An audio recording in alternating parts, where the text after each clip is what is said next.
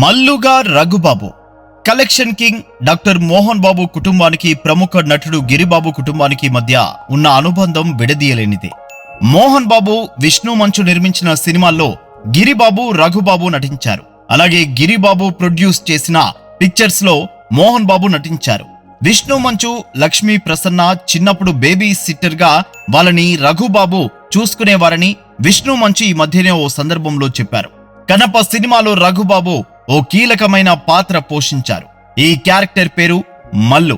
Hero Vishnu మంచు అతని తండ్రి పాత్ర పోషించిన శరత్ కుమార్ కాంబినేషన్ లో రఘుబాబు సీన్స్ ఉంటాయని తెలుస్తుంది.